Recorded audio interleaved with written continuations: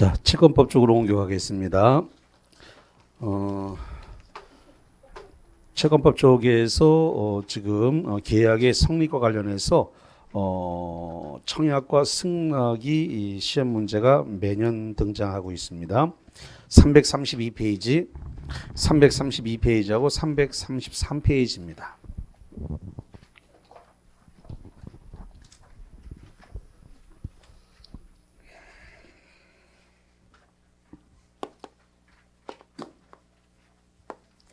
자, 청약을 할 때는 일단 특정인에게 청약을 해도 되고, 그 다음에 불특정인에게 청약을 해도 된다 그랬습니다.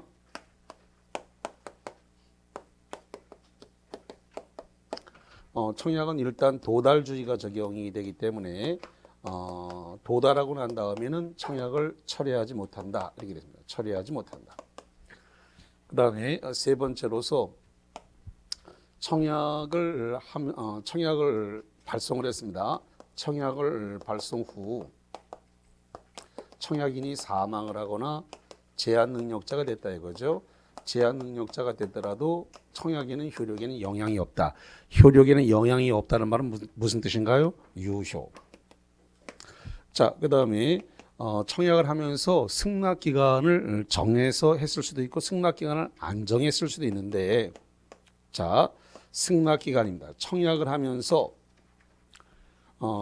청약을 지금 했는데 청약을 하면서 승낙 기간을 정해서 했다.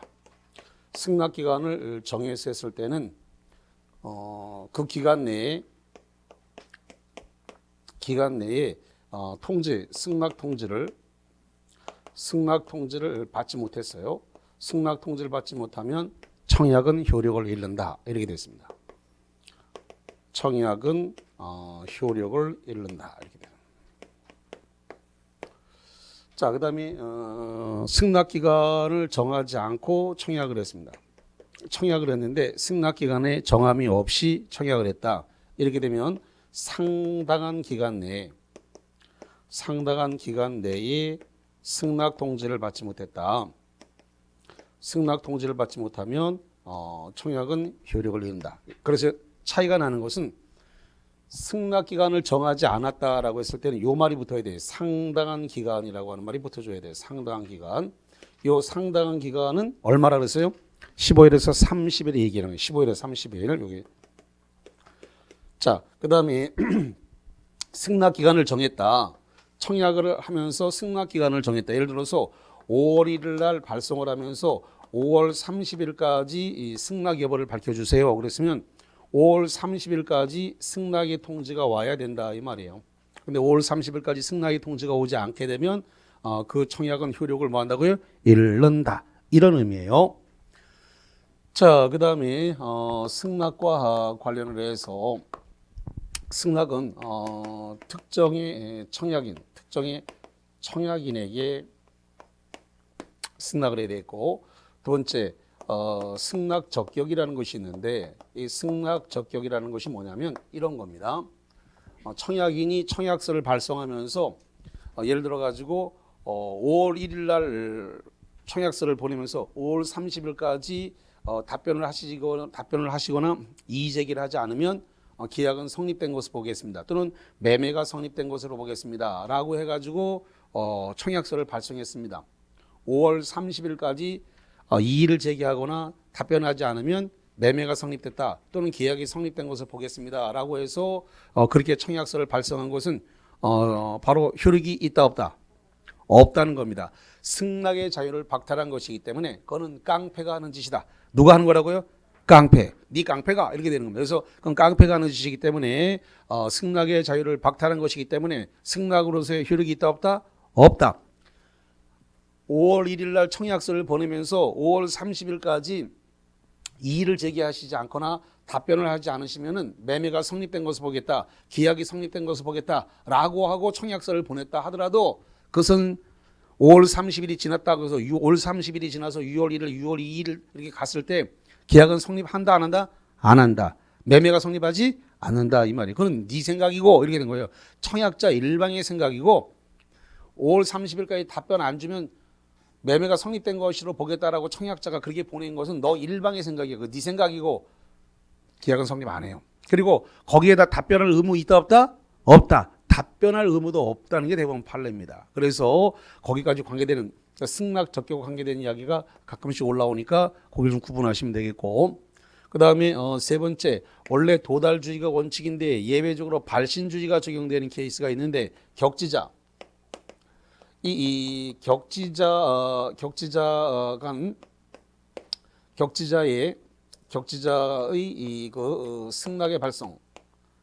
승낙의 발송이 있었습니다. 그래가지고 이게 도달했어요. 좌우지간 발송은 18일 날 발송했다 그리고 도달은 20일 날 도달했다 이거죠. 자, 효력은 언제 발생합니까? 18일 날 발생해요. 격지자는 발송일에 효력이 발생하는 거니까. 그래서 원래는 도달주의가 적용돼야 되는데 격지자는 도달주의가 아니라 무슨 주의가 나가요? 발송주의가 적용돼요. 그래서 18일 날 계약이 성립되는, 그래서 이거를 격발성 이렇게 암기를 해드렸습니다. 그래서 발신주의, 도달하면 발신주의를 적용한다라고 하는 거. 자, 그 다음에 네 번째로서 변경을 가한 승낙. 변경을 가한 승낙 또는 조건을 붙인 승낙. 승낙을 하긴 했는데 변경을 가했어요. 또는 조건을 붙였어요. 이런 승낙은 승낙으로서의 효력이 있다 없다? 없다. 이건 승낙으로 보지 않습니다. 변경을 가한 승낙, 조건을 붙이는 승낙은 승낙이 아니다. 그럼 이건 뭐로 본다? 새로운 청약입니다. 새로운 청약으로 볼 수 있는 것이지 승낙으로 보지 않아요. 그래서 새로운 청약으로 볼 수 있다. 자, 그 다음에 다섯 번째로서 예를 들어 가지고 그 연착된, 그러니까 사고에 의한 연착이라고 해볼까요? 사고에 의한 연착이다. 예를 들어서 이렇습니다. 발송을 했는데 발송을 한 것은 5월 15일 날 발송을 했어요. 근데 이게 도달이 5월 30일 날 도달했습니다. 아니 5월 30일이 아니라 6월 2일 날. 그러니까 5월 31일까지 이 도달분에 한해서만 유효하다 이렇게 돼 있는데 이게 도달이 6월 2일 날 도달했어요. 그러면 이게 지금 거의 17일, 18일 만에 들어왔는데 우리나라는 상간벽서를 포함해서 5일이면 들어가는데 이게 지금 도대체 어떻게 된 일인지 너무 오래 걸렸어. 이런 것을 사고에 의한 연착이라고 하는데 이 사고에 의한 연착이 일어났을 때 이게 지금 시험 문제가 엄청 정답이 잘 나오는 문제예요. 자, 연착됐다는 사실을 통지를 했습니다. 통지하면 계약이 성립을 합니까? 안 합니까? 연착 통지를 하면 계약은 성립한다? 안 한다? 이게 시험 문제야. 계약 성립 안 한다. 연착했다라는 사실을 통지하면 계약은 성립되지 않는다. 그 다음에 연착 통지를 안 했어요. 연착 통지를 안 하면 계약은 성립해요. 시험 문제는 꼭 이거를 반대로 줘가지고 많이 틀리게 한다는 거예요. 아주 많이 속아 이 시험 문제. 그래서 연착했다라는 사실을 통지하면 계약은 성립이 안 되는 거고 연착 통지를 안 하게 되면 계약은 뭐 한다고요? 성립한다. 자, 그 다음에 의사실현에 의한 계약 성립이라는 것이 있어요. 의사실현에 의한 계약 성립입니다.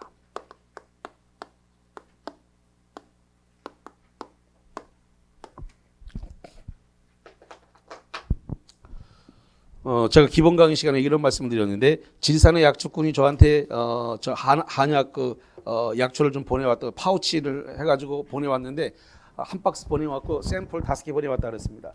제가 먹고 나서 왠지 괜찮은 것 같아가지고 그 박스 뜯어가지고 그 안에 있는 파우치를 갖다가 가위로 싹둑 잘랐습니다.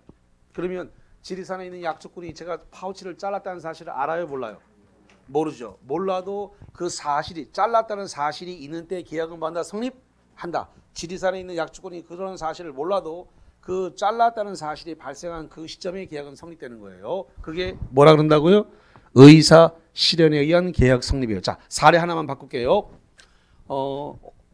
주변을 이렇게 돌다 보니까 주차할 데가 없어. 근데 지나가다 보니까 유료 주차장 이렇게 돼 있고 30분에 1,000원 이렇게 돼 있습니다. 제가 유료 주차장 30분에 1,000원이라고 돼 있는 데를 갖다가 차를 몰고 들어가서 차를 딱 댔습니다. 대는 순간 주차장하고 저하고 주차 계약이 성립되는 거예요. 그래서 이거 대도 돼요? 물어보는 게 아니라 주차장이 그 주차장으로 유료 주차장으로 몰고 들어가서 차를 파킹 딱 하는 순간 계약이 성립됐어. 그런 것을 뭐라 한다고요? 의사 실현에 의한 계약 성립. 그래서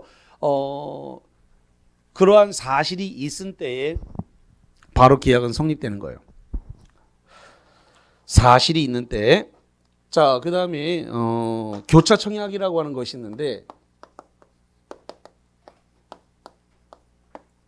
교차 청약은 매수인 매도인 둘 다 청약을 했는데 같은 내용 같은 금액으로 청약을 했습니다. 똑같은 목적물에 대해서 금액도 같아요. 그래서 양 청약이 했으면 양 청약 마지막 청약이 도달한 때 계약은 성립된 것으로 본다. 이렇게 되어 있습니다. 자, 그 정도 보신 상태에서 프린트물 좀 볼까요? 자, 그러면 5번 문제를 하나 보시죠. 자, 보겠습니다. 5번 계약 성립에 관한 설명으로 틀린 것은 자 번호로 해주세요. 몇 번이 틀렸다? 2번이 틀린 겁니다. 1번부터 청약자의 의사표시나 관습에 의하여 승낙의 통지가 필요하지 아니한 경우는 계약은 승낙의 의사표시로 인정되는 사실이 있을 때 거기 박스 쳐보세요. 인정되는 사실이 있는 때 성립한다. 인정되는 사실이 있는 때 성립하는 거 이걸 뭐라 본다고요? 의사 실현에 의한 계약 성립. 제가 파우치를 싹둑 잘랐다. 유료 주차장에다가 차를 갖다 파킹하는 순간 그게 바로 의사 실현에 의한 계약 성립. 그래서 거기 승낙의 의사 표시로 인정되는 사실, 파우치를 자르는 순간 내가 이거 매매하겠다는 의사가 있는 것이고 주차장에다 차를 파킹하는 순간 주차 계약이 성립이 되어버린다라는 겁니다. 그래서 승낙의 의사 표시로 인정되는 사실이 있는 때에 그 계약은 성립된다. 1번은 의사 실현에 의한 계약 성립입니다. 맞고 두 번째 청약자가 미리 정한 기간 내에 5월 30일까지 이의를 제기하지 아니하면 승낙한 것으로 간주하겠습니다 라는 뜻을 미리 청약자가 표시한 경우에 그 기간 내에 승낙이 없는 경우에는 계약은 성립한다. 아니죠. 깡패가 하는 짓이라고 했습니다. 이건 네 생각이고 여기에 대해서 대법원 판례가 여기에 대해서 이의를 제기할 필요도 없고 승낙에 답변을 할 필요도 없고 승낙의 자유를 박탈한 이것은 계약은 성립되지 않는다. 그건 네 생각이고 라는 게 대법원 판례의 이야기입니다. 그래서 계약은 성립하지 않았습니다. 2번 들렸네. 3번 승낙기간을 정하여 청약하였으나 그래서 예를 들어서 5월 30일까지 답변해 주세요 라고 청약하였으나 청약자가 승낙기간의 통지기간 내에 승낙의 통지를 받지 못하면 원칙적으로 청약은 효력을 상실한다. 이거죠. 청약을 하면서 승낙 기간을 정해서 청약을 했는데 그 기간 내에 5월 30일까지 답변을 주세요라고 청약을 했는데 그 기간에 승낙의 통지를 받지 못하면 청약은 효력을 뭔다? 잃는다. 맞는 말. 자, 네 번째 격지자 간의 계약은 격지자 격 승낙의 통지 승 동그라미 의사표시가 청약자에게 도달하면 그 발송증의 격발승입니다. 시점의 계약은 뭐한다고요? 성립한다. 즉 승낙의 통지는 승낙기간 내에 발송하는 것만으로는 부족하고 승낙기간 내에 청약자에게 뭐한다? 도달했나. 여기 보세요. 그래서 격발승이 되기 위해서는 일단 뭘 해야 한다고요? 도달하면 발송된 시점에 효력이 발생해서 발송주기가 적용된다. 도달해야 돼요. 도달하면 발송된 시점에 효력이 발생하는 거예요. 예, 그래서 격발승. 도달해야 돼. 발신주기도 도달. 자, 그 다음에 5번 갑니다. 5번. 승낙의 기간을 정하여, 아니군요. 승낙의 기간을 정하지 아니한 계약의 청약은 청약자가 상당한 기간 내에, 상당한 기간 내에 승낙의 통지를 받지 못한 때는 그 효력을 잃는다. 이거네요. 청약을 하면서 승낙 기간을 정하지 않아서 발송을 했다. 그럼 상당한 기간 내에 승낙의 통지를 받지 못하면 그 청약은 효력을 잃는 겁니다. 상당한 기간 얼마라고요? 10월에서 30일을 의미하게 되는 겁니다. 좋습니다. 거기까지 관련 내용을 쭉 봤습니다. 자, 이제 여러분 교재에 거기 336에서 337페이지로 넘어갑니다. 자, 336, 337페이지로 가니까 동시행 항변권이 올라왔습니다.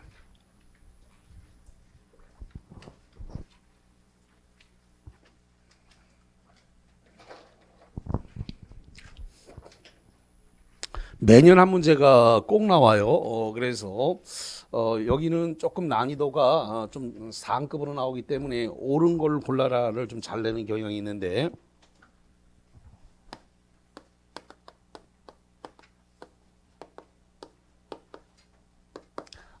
동시행 항변권은 일단 임의 규정이라는 거, 요걸 조심하셔야 돼요. 강행 규정이 아니라 무슨 규정? 임의 규정. 임의 규정이니까 배제 특약이 가능해요. 임의 규정이라서 배제 특약을 할 수 있다라고 하는 거.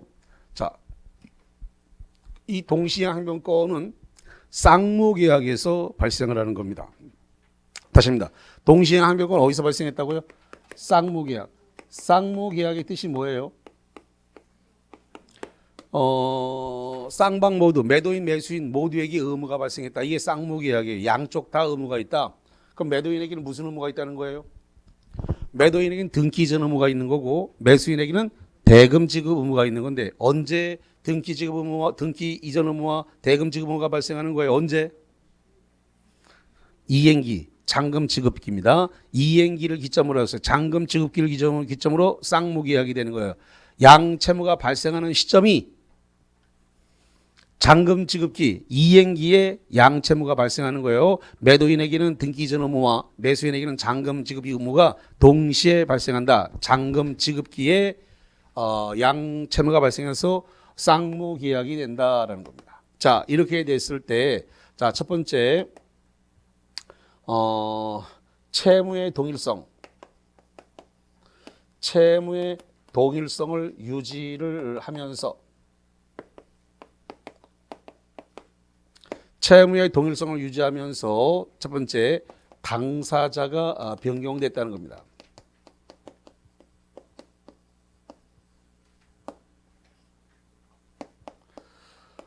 당사자가 변경된 경우는 여러 가지 케이스가 있습니다만은 채권이 양도가 돼가지고 당사자가 변경될 수도 있고, 그 다음에 채무인수가 됐을 수도 있고, 그 다음에 포괄승계니까 대표적으로 상속입니다. 그 다음에 회사 합병 이런 것들이 되겠네.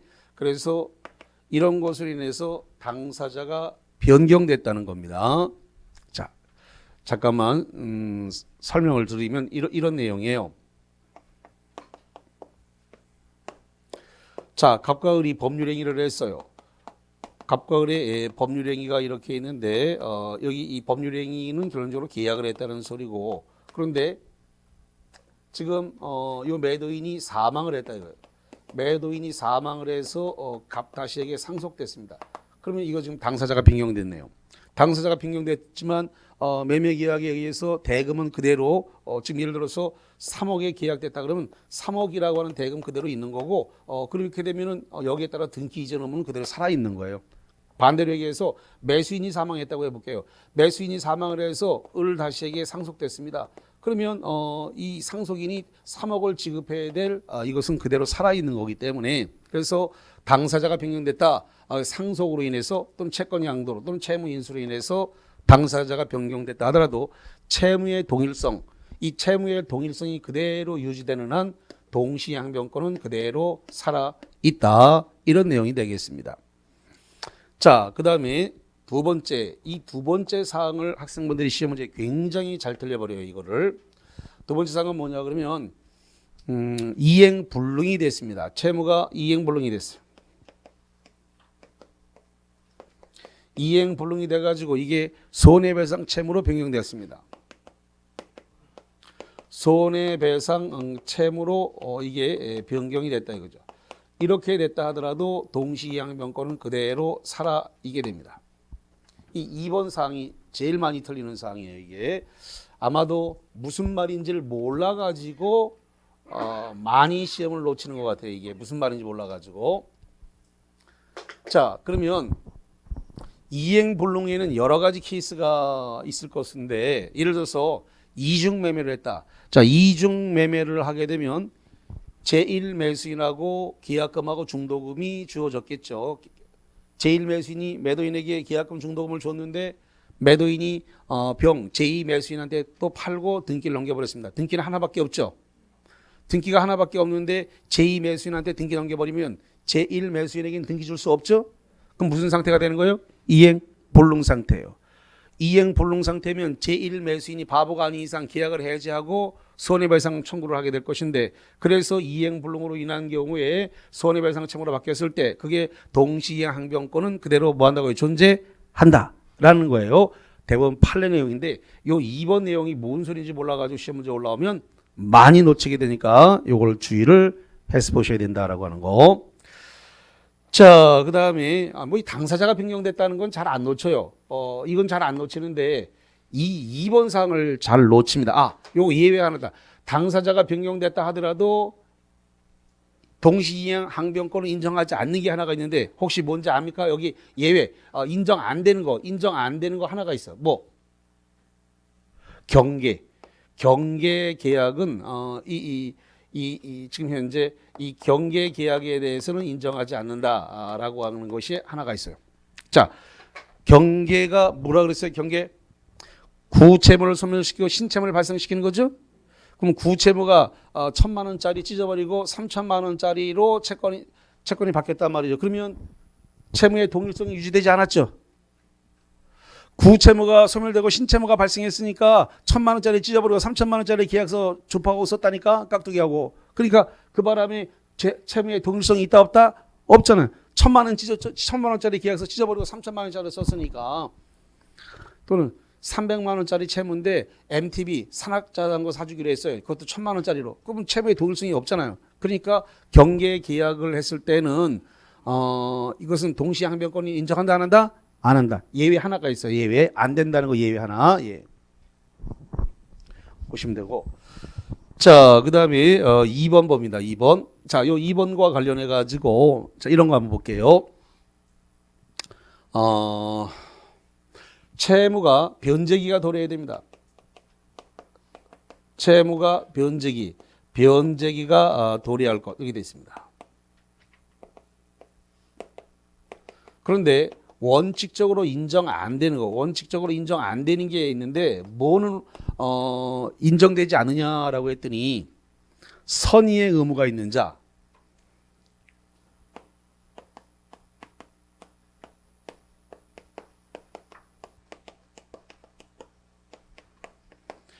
선의의 의무가 있는 자, 선의의 의무가 있는 자에게는 동시이행 항변권을 인정한다 안 한다? 안 한다. 선의의 의무가 있는 자에게는 동시이행 항변권을 인정하지 않는다 이렇게 되어 있는데, 자, 지금 선의행 의무가 있는 자가 두 가지 케이스를 해볼게요. 두 가지. 어떤 거냐면 매수인의 중도금 지급. 매수인의 중도금 지급은 선의행입니까? 매수인이 중도금을 주면서 등기 주세요라고 할 수 있어요, 없어요? 없죠. 매수인은 언제 등기 달라고 할 수 있어요? 잔금을 줘야지 등기 달라고 하지 중도금을 주면서 등기 달라고 할 수는 없어요. 아직 매도인에겐 채무가 발생 안 했습니다. 중도금을 줄 때는 아직 매도인에겐 채무가 발생 안 해요. 그러니까 지금 매수인의 중도금 지급은 뭘로 간다고요? 선의행. 선의행 의무가 있는 자는 동시이행 항변권을 주장할 수가 없습니다. 하나가 더 있는데 토지거래 허가구역 안에서 허가 절차의 협력 의무.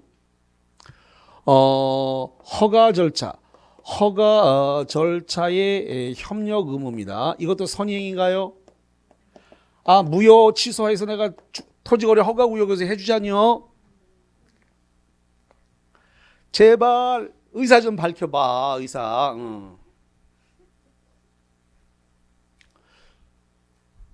들은 기억은 있는 거예요, 없는 거예요?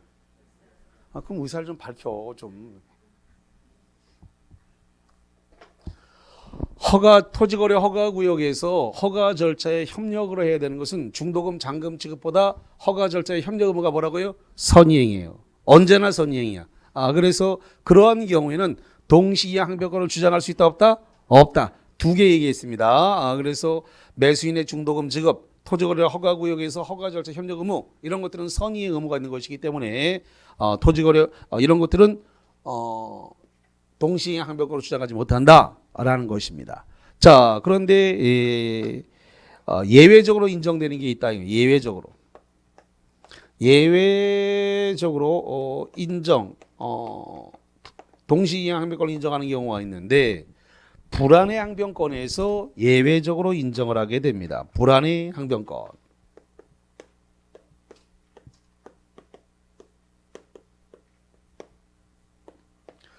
불안의 항변권에서 주장한다는 말은 지금 선이행 의무가 아니구냐. 후이행 의무가 있는 자. 후이행 의무가 있는 자가 누구예요? 매도인. 다시 한번 후이행 의무가 있는 자가 누구라고요? 매도인.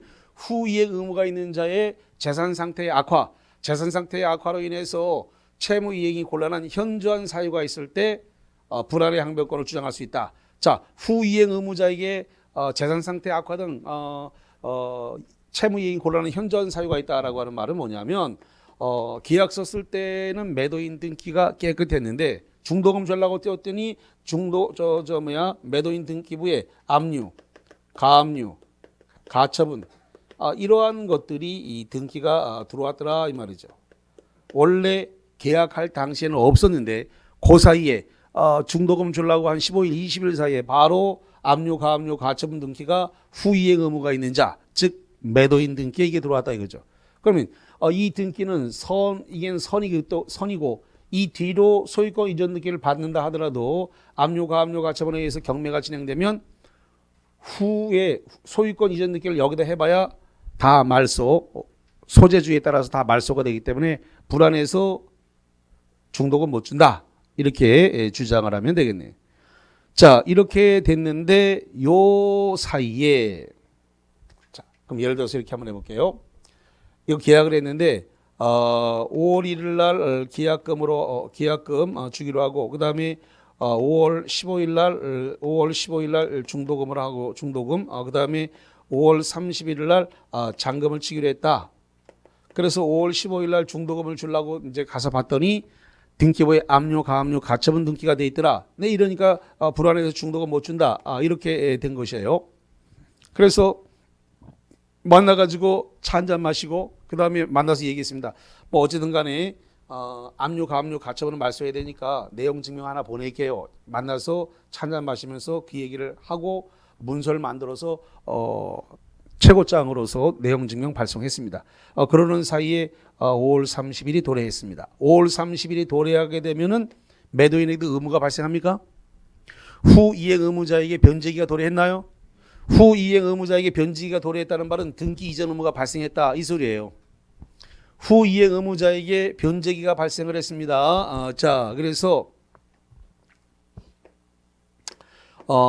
후이행 의무자가 변제기가 도래했습니다. 이걸 그냥 상대방의 변제기가 도래했다 그냥 이렇게 표현하기도 해요. 상대방의 변제기가 도래했다. 그러면 등기 이전 의무가 발생했다 이런 소리예요. 그럼 변제기가 도래를 하게 되면 여기에 대해서 지금 중도금을 줬어요 안 줬어요? 중도금 안 줬죠. 불안하니까 중도금 안 줬어요. 그러니까 중도금을 안 준 것은 법정이자가 발생을 합니다. 중도금 안 준 날로부터 해서 법정이자가 발생해요. 그래서 이자, 그 다음에 잔금, 이 세 개를 중도금과 이자와 잔금, 이거 이자는 중도금에 대한 이자입니다. 이거 중도금과 이자와 잔금을 한꺼번에 칠 테니까 요 압류, 가압류, 가처분돼 있는 등기 말소하고 소유권 이전 등기 넘겨주세요라고 할 수 있다 없다?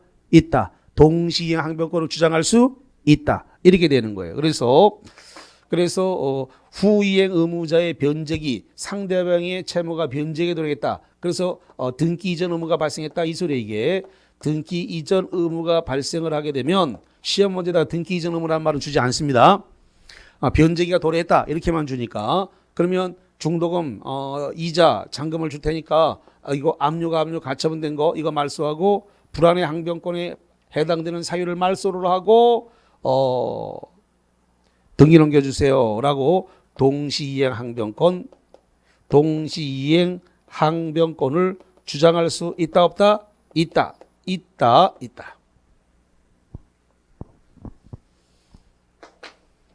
자, 그 다음에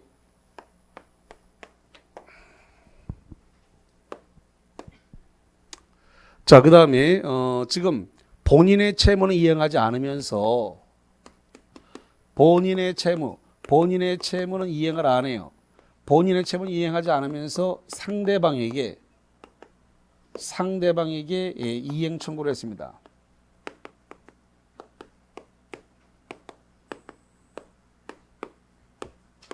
자기의 채무는 이행하지 않으면서 상대방한테 이행 청구를 하게 되면 상대방이 바보가 아닌 이상 그래 내가 이행 안 했으니까 나한테 이행 책임이 있는데 당신도 이행 안 했으니까 당신도 이행하라 라고 동시이행 항변권을 주장할 수 있다 없다? 있다. 이건 쌍무계약이기 때문에 있는 거예요. 그래서 나한테만 채무가 있는 게 아니라 상대방한테도 채무가 있어요. 그러니까 내가 이행 안 한 거 맞지만 당신도 이행하세요 라고 해서 동시이행 항변권을 주장할 수 있다. 자, 그 다음에 지금 동시이행 항변권이 있습니다.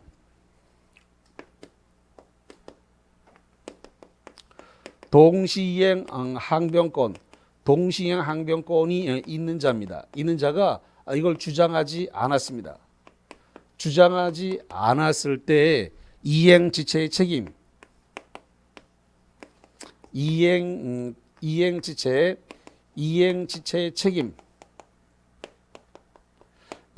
책임을 진다, 지지 않는다. 이거 시험 문제가 나오면 이거 많이 틀려. 이거 여기 요거 2번 사항 되게 많이 틀리듯이 요 4번 사항도 굉장히 많이 틀리는 시험 문제 이것도. 자, 동시이행 항변권이 있는 경우에 동시이행 항변권을 주장하지 않는 자는 이행지체의 책임을 진다, 지지 않는다. 요 뒤로 갈라져요. 여기서 이행지체 책임을 진다, 지지 않는다. 지지 않는다. 동시이행 항변권이 있다라는 것은 주장을 하지 않아도 이행지체 책임을 지지 않습니다. 근데 주장하지 않으면 이행지체 책임을 진다라고 문제를 준단 말이에요. 진다가 아니라 지지 않는다. 이행지체 책임을 지지 않는다. 이거 조심하셔야 돼. 이거. 굉장히 잘 틀려요. 이 시험 문제 이거. 그래서 이행지체의 책임을 지지 않는다라고 하는 거. 자.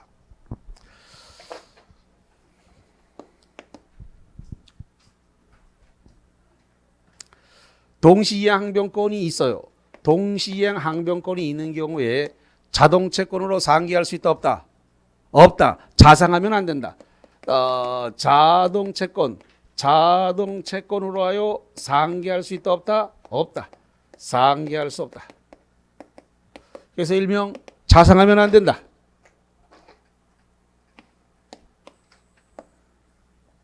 자상하면 안 된다 그랬어요. 자상하면 안 된다. 자, 그 다음에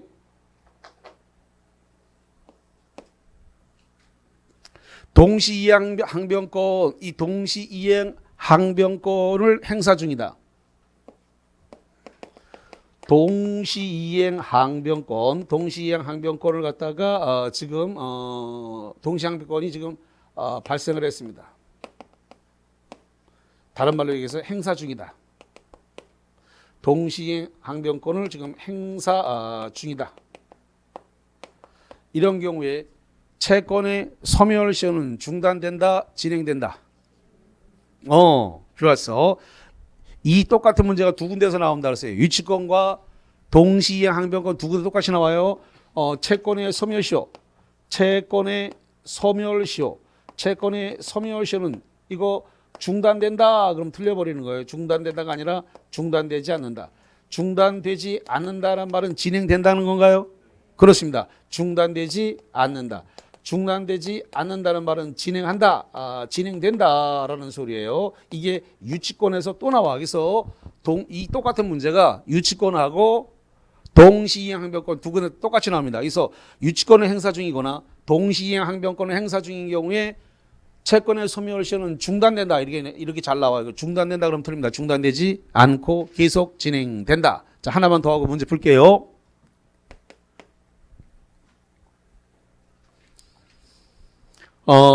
지금 법원에서 소송이 진행됐습니다. 소송을 제기했어요. 소송을 제기한 사람은 뭐라고 한다?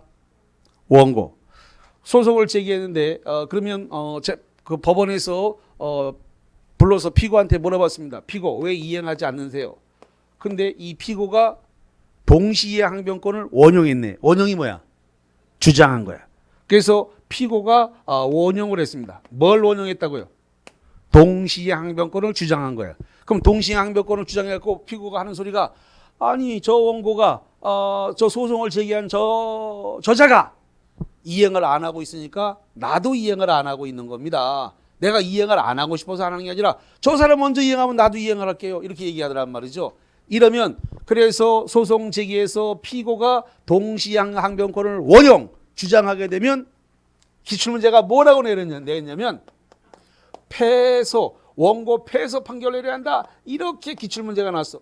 원고 패소 판결, 노 원고 패소 판결이 아니야. 이렇게 기출문제를 냈단 말이야. 아니 우리 우리 사법시험도 아니고 변호사 시험도 아닌데 왜 이거 원서 패소 판결을 해야 한다 이렇게 냈나 모르겠어. 원고 패소 판결이 아니고 이거는 원고 일부 승소 판결로 가야 돼. 뭐로 간다고요? 원고 일부 승소 판결. 원고 일부 승소 판결로 가야 됩니다. 다른 말로 여기에서 이걸 갖다가 상환 급부 판결이라 그래요. 상환 급부 판결. 요렇게 해야 됩니다. 원고 패소 판결하면 안 되고 원고 패소 판결하지 말고 원고 일부 승소 판결, 상환 급부 판결해야 된다. 자, 지금까지 본 이 동시에 항변권은 강행 규정이다, 임의 규정이다. 좋습니다. 정신 안 놓고 있었네. 여기 임의 규정이라고 해서 아니 왜냐면 시작할 때 써놨기 때문에 깜빡할 수 있거든. 그래서 지금 뭐 들으니까 엄청나게 중요한 것 같았는데 또 강행 규정이라고 잘못 알아들을까 봐 그래서 핵심은 임의 규정이니까 배제 특약할 수 있다 없다? 있다. 이게 민법에 이런 규정 쫙 있지만 배제 특약을 할 수가 있습니다. 내가 변제기에 이행을 못 하더라도 동시에 항변권 주장하지 않는다. 네가 먼저 설이행한다. 이렇게 특약으로 정할 수 있어요 없어요? 있어요. 그래서 여기는 계약법이기 때문에 특약이 더 우선합니다. 민법 규정보다 특약이 더 우선한다. 자, 그러면 여기까지 한 상태에서 동시에 항변권 6번 문제 풀어보시죠. 자, 보겠습니다. 6번. 다음 중 동시이행 관계에 있지 않는 것은 번호로 해주세요. 몇 번이 옳다? 3번 맞습니다. 1번부터 매매계약에서 매수인이 선이행 의무인 중도금 지급 의무를 이행하지 않고 있는 사이에 슬러시 자릅니다. 사이에 매도인의 소유권 이전 등기 의무가 이행 의무의 이행기가 도가했다. 도가가 뭐예요? 지나갔다. 도가한 경우에 매도인과 매수인은 쌍방 의무는 그래서 쌍무계약에 따라서 매도인에게도 등기 이전 의무가 발생하고 매수인도 대금 지급 의무가 발생했으니까 쌍무계약이니까 동시이행 항변권이 발생했습니다. 맞고 두 번째 동시이행 관계에 있는 쌍방의 채무 중 어느 한 채무가 이행불능 박스 이행불능 핵심적 단어 이행불능 이행불능이 됨으로 인하여 발생한 손해배상 채무와 상대방 당사자의 채무는 동시이행 관계다. 맞아요? 틀려요? 여기 봐 여기 이거 이행불능 바로 요겁니다. 굉장히 잘 놓친다 그랬어요. 시문제. 요 이행불능으로 말미암아 손해배상 채무로 변경이 됐을 때 이때 이행불능 손해배상 채무와 상대방의 채무는 동시이행 관계다라고 하는 겁니다. 맞습니다. 자, 세 번째 매도인의 토지거래 허가 신청 협력 의무와 매수인의 매매대금 또는 약정에 따른 양도소득세 상당의 금원 지급 의무는 동시이행 관계다 아니다? 아니다. 여기 써놨습니다만 매수인의 중도금이라든가 허가 절차 협력 의무는 선이행이기 때문에 그래서 동시이행 항변권을 주장할 수 없다. 그래서 3번이 답이 된 거고 자 4번 갑니다. 가압류 등기가 있는 부동산의 매매 계약에 있어서 매도인의 소유권 이전 등기 의무 및 가압류 등기 말소 의무와 매수인의 매매 대금 지급 의무다. 여기 한번 보세요. 뭐가 있다고요? 가압류. 그러면 요 가압류 등기를 말소할 때 중도금 이자에다가 잔금 대금을 줄 때 요 가압류 말소해가지고 등기를 넘겨줘야 되는 게 동시이행 관계 맞죠? 가압류된 것을 중도금 이자 잔금 줄 테니까 압류 가압류 가처분 된 거를 말소를 하고 등기를 넘겨줘야 동시이행 되니까 동시이행 관계가 맞다. 가압류 말소시키는 거 잔금 지급할 때 다 말소해서 넘겨줘야 돼요.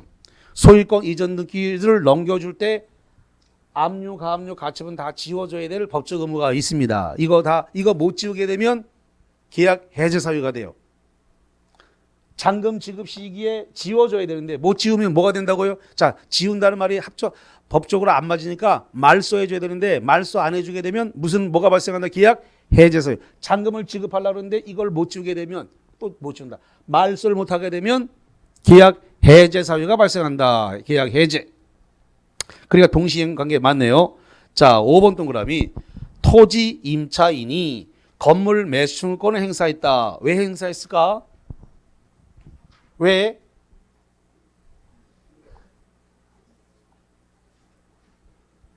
주의가 약하구만. 주의가 약해. 자, 이게 뭐냐 그러면 자, 지금 토지 임차인이라고 되어 있단 말이에요. 그럼 토지 임차인이 이 토지 임차에서 여기다가 건물을 이렇게 지었어요. 그래서 임대인이 이렇게 있단 말이죠. 그러면은 토지 임차인이 계약이 끝났으니까 토지 임대인한테 계약 갱신을 청구했단 말이죠. 계약 갱신을 청구했는데 임대인도 거절했어요. 그러니까 임차인이 그래요? 그럼 건물 사가세요. 그래서 건물 사가라고 매수 청구권을 행사했네. 뭘 행사했다고요? 매수 청구권. 이 매수 청구권의 법적 성질이 뭐예요? 형성권. 자, 혼란스러우니까 제가 정리를 다시 할게요. 매수 청구권이란 말이 굉장히 많이 나오는데 민법에서 나오는 매수 청구권은 다 100% 형성권입니다. 그런데 공법에서 나오는 매수 청구권은 다 100% 청구권이에요. 이게 정리가 안 되면 뇌가 뒤죽박죽돼서 굉장히 혼란스러워. 자, 다시 갑니다. 민법에서 나오는 매수 청구권은 100% 다 무슨 권으로 되어 있다고요? 형성권. 형성권은 뭐냐? 사주세요 요구하는 순간 사줘야 될 법적 의무가 발생한다. 됐나요? 민법은 100% 다 형성권. 그래서 매수 청구권이 발동되는 순간 법적으로 다 사줘야 될 의무가 있어. 형성권이기 때문에. 그런데 공법에서 매수 청구권이 발동되는 건 100%다 청구권이야. 형성권이 없어요. 그렇기 때문에 공법에서 매수 청구권 다 뭐 할 수 있다? 거절할 수 있다. 안 사드릴, 미안한데 사드릴 수 없습니다라고 거절할 수 있어요. 공법에서 똑같은 매수 청구권이라도 공법에서 나오는 거하고 민법에서 나오는 것이 다르단 말이에요. 이게 명확하게 구분이 안 되면 뭐 언제는 된다 그러고 언제는 안 된다 그러고 그러니까 공부하는 학생 입장에서는 막 회로가 뒤죽박죽 된단 말이에요. 그러니까 명쾌하게 칼로 딱 잘라야 돼. 민법은 100% 다 된다. 공법은 100% 다 거절할 수 있다. 그래서 민법상 나오는 매수청구권은 형성권이고 공법에서 나오는 매수청구권은 다 형성권이 아니라 청구권이다. 딱 이렇게 딱 구분을 해야 확실하게 구분이 되는 거예요. 자, 그러면 여기는 민법이니까 매수청구권을 행사했는데 그러면 매수청구권에 따라서 그러면 임대인이 이 건물을 사줘야 되죠. 형성권이니까 사줘야 될 거 아닌가. 그러면 임대인이 뭘 줘야 돼? 대금 줘야지. 뭘 줘야 된다고요? 대금을 줘야지. 사가야 되니까. 그러면 이제 임차인이 건물에 대한 소유권 이전 등기와 인도 의무를 지게 된단 말이죠. 그래서 이거 건물 인도와 등기 이전하고 요 대금 지급은 무슨 관계다? 동시행. 당연한 거예요. 그래서 5번 맞는 거예요. 자, 쉬었다가 갑니다. 칠판 다 지웁니다.